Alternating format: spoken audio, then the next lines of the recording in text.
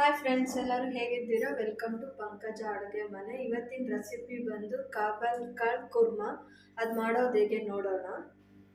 ಈಗ ನಾನು ಒಂದು ಬಾಣಲಿಗೆ 3 ಟೇಬಲ್ ಸ್ಪೂನ್ ಅಷ್ಟು ಆಯಿಲ್ ಹಾಕಿ ಇಟ್ಟಿದ್ದೀನಿ.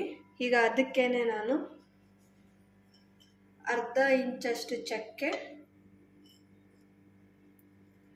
5 ರಿಂದ 6 ಲವಂಗ, 1 ಟೀ ಸ್ಪೂನ್ ಪೆಪ್ಪರ್, ಇದಿಷ್ಟನ್ನು 2 ಮಿನಿಟ್ಸು ಫ್ರೈ ಮಾಡ್ಕೊಳ್ಳೋಣ.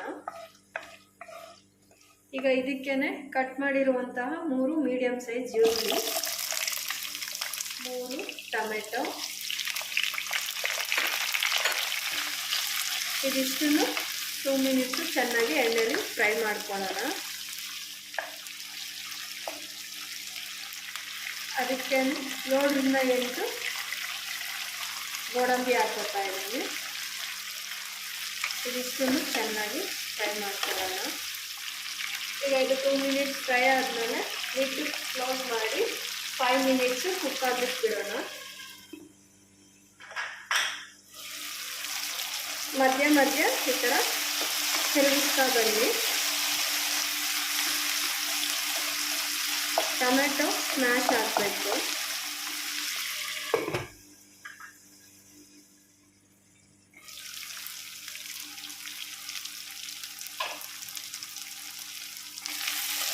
ಈಗ ಸ್ಟವ್ನ ಆಫ್ ಮಾಡ್ಕೊಂಡು ಇದನ್ನು ತಣ್ಣಗಾಗಲಿಕ್ಕೆ ಬಿಡೋಣ. ಈಗ ಇದು ತಣ್ಣಗಾಗಿದೆ.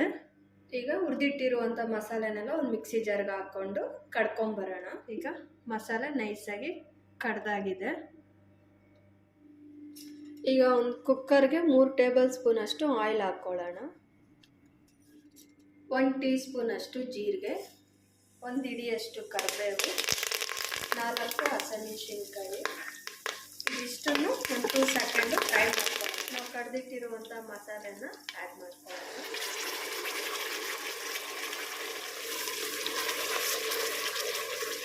ಇದು ಈಗ ಒಂದು 5 ಮಿನಿಟ್ಸು ಚೆನ್ನಾಗಿ ಕುಕ್ ಮಾಡ್ಕೊಳ್ಳೋಣ. ಈಗ ಆಯಿಲ್ ಬಿಟ್ಟಿದೆ, ನೋಡ್ತಾ ಇರ್ಬೋದು.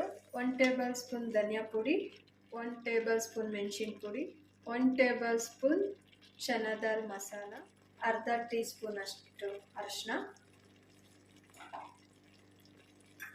ಈಗ ಇದಿಷ್ಟನ್ನು ಚೆನ್ನಾಗಿ ಮಿಕ್ಸ್ ಮಾಡ್ಕೊಳ್ಳೋಣ. ಈಗ ನಾನು ಕಡ್ದಿಟ್ಟಿರೋಂಥ ಮಿಕ್ಸಿ ಜಾರಲ್ಲೇ ಅರ್ಧ ಕಪ್ಪಷ್ಟು ನೀರು ಹಾಕಿ ಆ್ಯಡ್ ಮಾಡ್ಕೊತಾ ಇದ್ದೀನಿ.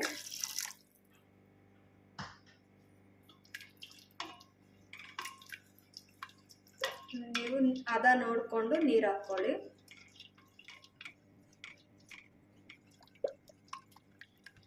ಈಗ ಇದಕ್ಕೇನೆ ನಾನು ಕಾಬಲ್ ಕಾಳನ್ನ ಹಾಕೋತಾ ಇದ್ದೀನಿ.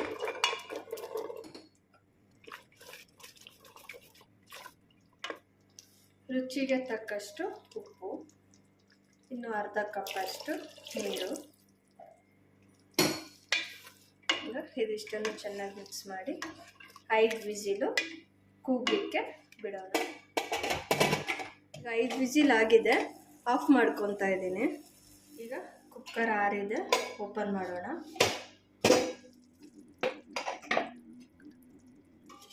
ನೋಡ್ತಾ ಇರ್ಬೋದು ಕಾಬಲ್ ಕಾಳಿನ ಕುರ್ಮಾ ಯಾವ ರೀತಿ ಬಂದಿದೆ ಅಂತ. ಈಗ ಇದನ್ನು ಸರ್ವ್ ಮಾಡ್ಕೊಳ್ಳೋಣ. ಕಾಬಲ್ ಕಾಳು ಕುರ್ಮಾ ರೆಡಿಯಾಗಿದೆ. ನಾನಿಲ್ಲಿ ಪೂರಿ ಒಟ್ಟಿಗೆ ಸರ್ವ್ ಮಾಡ್ಕೊಂಡಿದ್ದೀವಿ. ನೀವು ಚಪಾತಿ ಒಟ್ಟಿಗೆ ಕೂಡ ಸರ್ವ್ ಮಾಡ್ಕೊಬೋದು. ಸೊ ನೀವು ಮನೇಲಿ ಮಾಡಿ ನೋಡಿ ಹೇಗಿದೆ ಅಂತ ಕಮೆಂಟ್ಸ್ ಮಾಡಿ friends. Thank you for watching the video.